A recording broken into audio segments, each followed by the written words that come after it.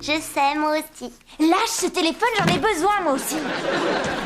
Excuse-moi, Aaron, mais ma sœur veut se servir du téléphone, là. Alors il va falloir que je cours dans la pièce d'à côté.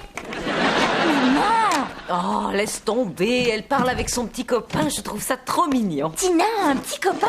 Il connaît l'existence du mur à crotte de nez. Oui, à vrai dire, ça m'étonnerait pas, un gamin de 8 ans. Mur à crotte de nez. Bah, qu'est-ce qui vous arrive? Ça fait 1 heure que j'essaie de vous joindre. Vous pouvez pas répondre? Occupée. D'accord. J'ai un truc absolument épatant à vous dire. Perry et moi, on s'est enfin décidé à se marier. Ah, contente pour toi. Non, pour de vrai, cette fois, on a retenu une date et tout. Formidable. J'ai même publié les bancs à la mairie. C'est pas vrai, tu vas en fait marier? Oh, mais dis donc, c'est la super bague. Oui, elle est jolie. Regarde ce magnifique diamant. Tu veux dire diamant? Non, diamant. Diamant. La ferme. Mais qu'est-ce qui s'est passé? Je croyais que Perry était en tournée. Non, elle a été annulée. Le producteur ne voulait plus des Fogat, finalement. Ils ont pris quelqu'un d'autre. Qui? Neil Diamond?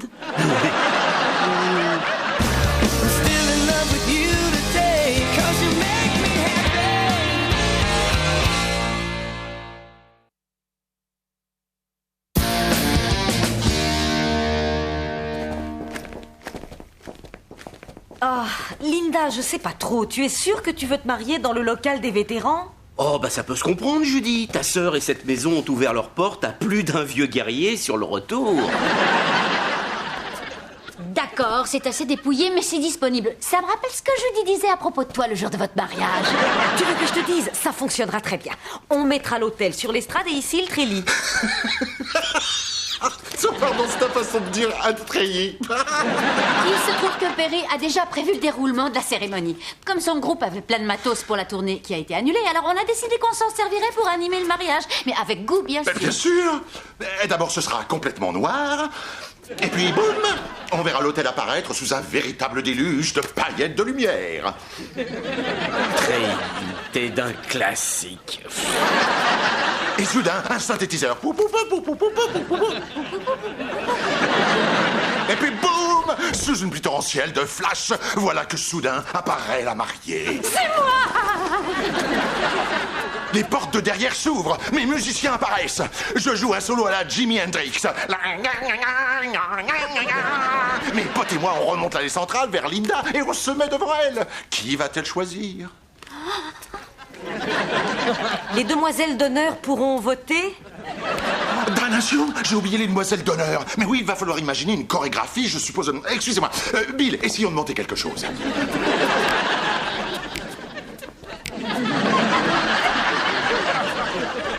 Un synthétiseur, un déluge de paillettes de lumière, une pluie de flash. Ça reviendrait moins cher si vous vous barriez et que vos invités se shootaient au LSD. J'aimerais autant que tu te dispenses de ce genre de remarques. Linda, c'est vraiment le mariage que tu veux? Épouser Perry, c'est tout ce que je veux, d'accord? C'est ça l'important, s'il te plaît, cesse de le rabaisser.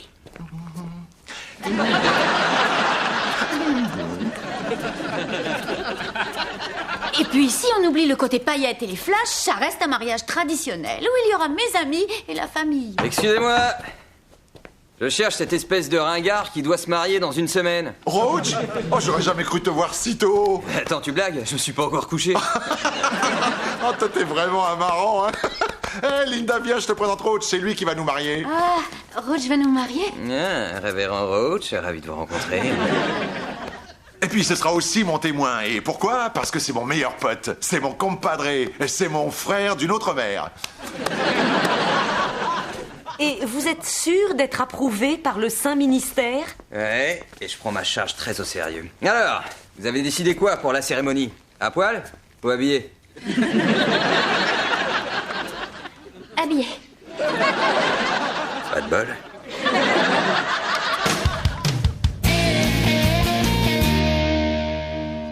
Bon, je viens de parler avec Linda et le chef des pompiers. On devra porter des robes traitées avec des produits retardants. Bill, mais qu'est-ce qu'on va faire à ce mariage? Mais la même chose qu'à tous les mariages, boire un max, manger un max et mettre notre carte sur le cadeau de quelqu'un d'autre.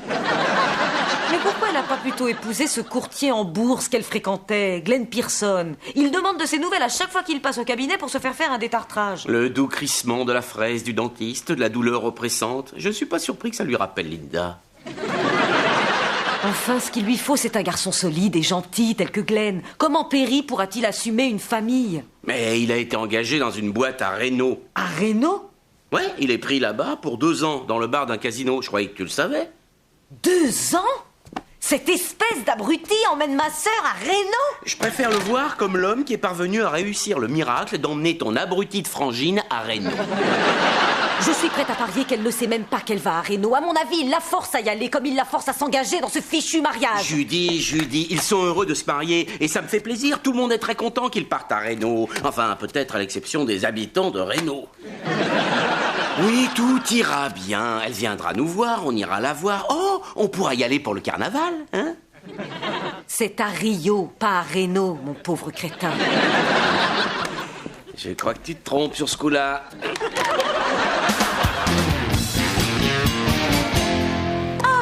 C'est génial. Et on fait quoi au juste? Pourquoi on est sur notre 31? Je voulais juste qu'on aille dîner au restaurant et qu'on parle de ta fête pour enterrer ta vie de jeune fille. Ah, mais je crois que je suis trop vieille pour enterrer ma vie de jeune fille. Non, pas du tout. Oh, alors c'est génial. Oh, ben ça alors, c'est pas Glenn Pearson? Mais oui, on était sortis ensemble tous les deux. Oui, je sais, Glenn! Bonsoir, Judy. Linda, je suis content de te voir. Ah, ça fait un bail, dis donc. Hein. Quelle amusante coïncidence que vous soyez là. Mais vous m'aviez dit que vous étiez... Je mange souvent dans ce restaurant parce que je travaille juste au-dessus et je vois Glenn très fréquemment. C'est un patient du docteur Gerbert. Belle dentition. Mais je vous en prie, asseyez-vous avec nous. Merci. Très bien. Voilà. Oh, que vous êtes chou. Si on rajoute un bébé et un golden retriever, on obtiendra une magnifique carte de bonne année. Alors, Glenn, qu'est-ce que tu deviens? Ça va, la routine, sans plus. Oh, s'il vous plaît, si vous qualifiez de routine le fait d'avoir été remarqué comme un élément très prometteur dans les célèbres colonnes de la non moins fameuse revue boursière, machin, truc... T'es une fan de Glenn Pearson? Non, allons. Moi, une fan. J'ai passé l'âge de ces gamineries. Il se trame quelque chose ou quoi? Non? Judy m'a appelé et elle m'a dit que vous seriez toutes les deux. On change. Oh non! C'est pas vrai, t'as invité Glenn ici? Non! Si, dans l'espoir de saper mon mariage. Non! Quoi, tu vas te marier? Oh, et tu essaies de me rabibocher avec mon ex-petite amie 3 jours avant mon mariage? Je dis, ça va au-delà de la méchanceté, c'est... Horrible. C'est dingue que vous finissiez chacun la phrase de l'autre. Écoute, Linda, je n'essaie pas de te remettre dans les pattes de Glenn, il n'est qu'un exemple. Il y en a des milliers d'autres comme lui, quelque part dehors. Il y en a même qui ont de la personnalité. Vous savez, j'ai été élu comme l'un des 10 meilleurs partis de la ville de Chicago. Tu vois, il y en a au moins encore 9 autres. Je n'aurais jamais cru que tu sois aussi sournoise. Sournoise? Non mais qui est-ce qui s'enfuit à Reno sans daigner m'en toucher un mot? Oh, excuse-moi, je craignais que tu puisses dramatiser. Qu'est-ce que tu vas faire, Linda, hein? Quitter un boulot qui est très bien pour partir avec un ado pas fini qui se prend pour une rockstar? D'accord, je vais te dire. Si c'est ce que tu penses de mon mariage et de mon futur époux, on se dispensera de ta présence.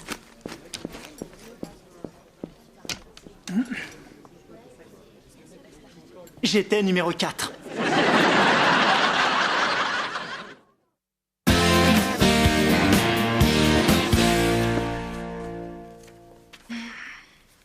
Tu savais que Tina allait emmener un mioche au mariage en guise de cavalier? Oui, et d'ailleurs, ils se mettront avec moi et ma copine.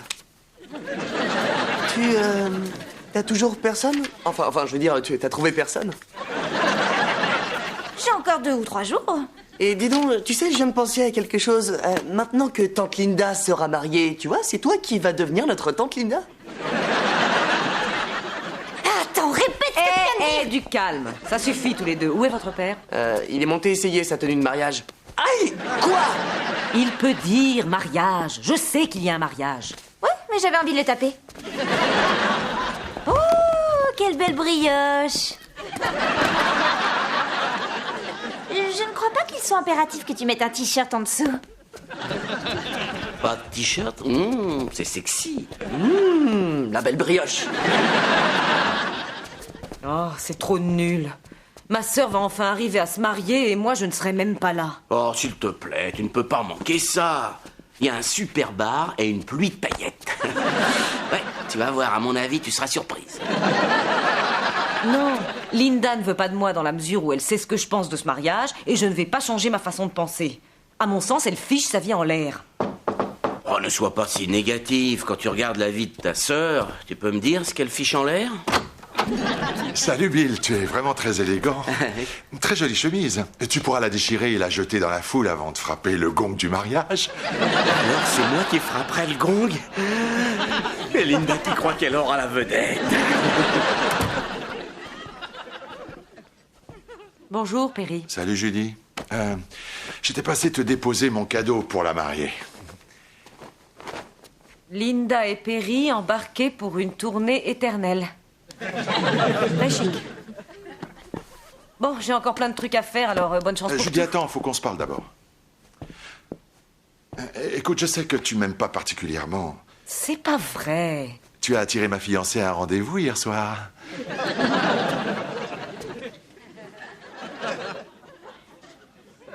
Eh bien, je ne suis pas sûre que tu sois un bon mari pour ma sœur. Judy, Linda, c'est ma vie. Moi, je pourrais tout abandonner pour la garder. Jusqu'à ma musique. Et mes cheveux, si c'est ce que tu veux savoir. Pourtant, toutes les femmes sont subjuguées par mes cheveux. Tu es tétanisé, je vois. Tu veux les toucher? Vas-y. C'est pas ça qui me tétanise. De quel droit entraîner Linda à Reno et l'éloigner de tous ceux qu'elle connaît et qu'elle aime? Oh, Judy, mais elle veut y aller, tu sais. Elle sait que toi, tu as Bill et les enfants et elle vous aime. Mais elle veut une famille à elle. Et c'est moi sa famille maintenant. Judy, j'aime Linda. Et si tu penses que je pourrais imaginer lui demander de vivre avec moi sans qu'elle puisse te voir, alors tu ne te rends pas compte de ce que tu représentes pour elle. S'il te plaît, viens au mariage. Mais ne lui brise pas le cœur. Je sais que tu ne me connais pas bien. Mais dis-toi ceci, Judy, je n'écris pas de mensonges sur un t-shirt. Merci d'avoir été là pour enterrer ma vie de jeune fille, Patty. Allez, bonsoir. Et vas-y doucement. Vise bien la serrure, surtout.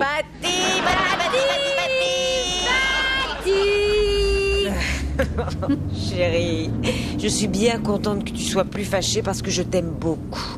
Et pardon d'avoir été aussi critique pour ton mariage. Non, t'as pas été critique, Judy. Si, j'ai fait Judy la critique. Judy la critique. Si je vois un sans-papier, je les refile en cadeau, ça c'est sûr. Et surtout, je veux jamais te perdre. Eh ben, je sais, moi non plus, on est des sœurs, on se perdra jamais. Où est-ce que je t'ai perdu? Je suis là. T'as fait tomber mon châle. Tu l'as trouvé? Judy. Judy. Oh, bah alors là, elle est cuite, moi, je te le dis. Et regarde, Patty a laissé son sandwich. Ouh, chouette. Qu'est-ce que je peux faire pour te remercier de conduire, Bill? Rien. Tu peux rien faire du tout. Alors, tu te rends compte que je vais enfin me marier? Perry est trop génial. Et en plus, il me fait tellement rire.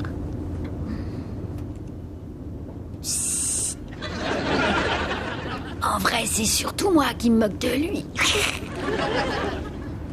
Je comprends pas. Oh, allons, avoue que c'est un sacré idiot. Ah, tu trouves? Je le vois plus comme un diamant brut. Oui, bien sûr, c'est vrai, ça aurait peut-être été mieux si j'avais épousé genre un avocat ou un médecin ou même ce type-là. Ah, mais on s'en fiche, au moins j'aurais épousé un mec avant mes 40 ans, c'est ça qui est important. Mais c'est pas l'unique raison, hein. Ça en vaut bien une autre. J'ai réussi, je me marie, et dans les temps, wouhou! Oh, le marchand de sable est passé. Attends, t'es sérieuse, là? Linda. L'histoire de te marier avant tes 40 ans. Linda.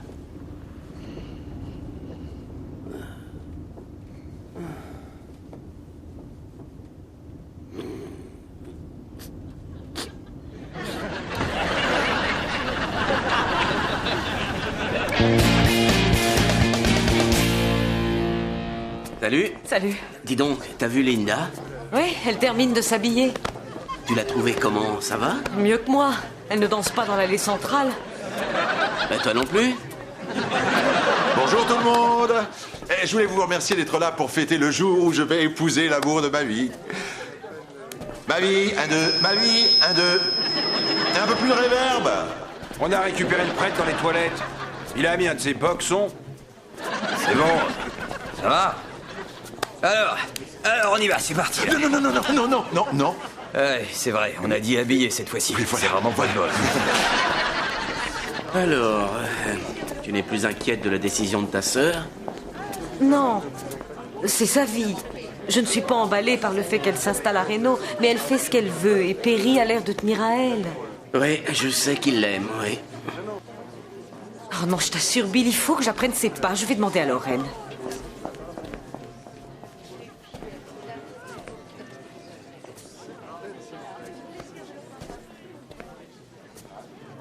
Oh, et puis j'y vais.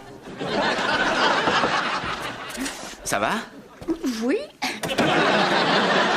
Depuis quand est-ce que tu fumes? Depuis aujourd'hui. Une fois que t'as dépassé le stade de la nausée, c'est vrai que ça calme bien. Alors, comment tu te sens? Bien. Ça y est, cette fois c'est la dernière ligne droite. C'est parti pour la tournée éternelle. Je te trouve un peu nerveuse. Oui, c'est que je dois apparaître sous une pluie de flash et en plus j'ai des tonnes de lac. Écoute, hier soir... Aïe, ça fait mal. Hier soir, dans la voiture, tu as dit quelque chose qui, je dois dire, m'a laissé un peu perplexe. C'était un truc à propos de Perry. Oh, c'était quoi?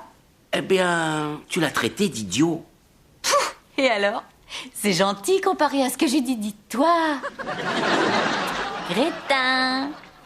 Stupide crétin. Crétin tire au flanc. Bon, je l'écoute pas quand elle dit tout ça. Crétin qui n'écoute pas. Bon, alors, Linda, eh bien, hier soir, j'ai eu le sentiment que ça t'était égal qui tu allais épouser, du moment que tu te mariais avant tes 40 ans. Waouh, j'ai dit ça. Écoute, tu sais, le mariage, c'est pas de la tarte, et tu ne vas pas te jeter dedans juste parce que tu t'es fixé une échéance idiote. Hein? Linda, je sais qu'on ne s'entend pas toujours, mais tu mérites d'être heureuse. Ah, Bill. C'est moi, tu as oublié ton bouquet, amour. Ah, merci. Faudrait peut-être songer à raser un peu tes doigts avant notre nuit de noces, chérie. Je vais le faire tout de suite. Tu sais, je suis entré ici, aujourd'hui, avec la plus charmante fiancée du monde. Et je vais ressortir avec ma merveilleuse épouse. Bien sûr, je parle de toi. Je t'aime. Waouh, t'as entendu ça? Bill, je l'aime tellement. Il n'y a aucun doute pour moi. Tant mieux alors. Oh, tu ferais bien d'y aller.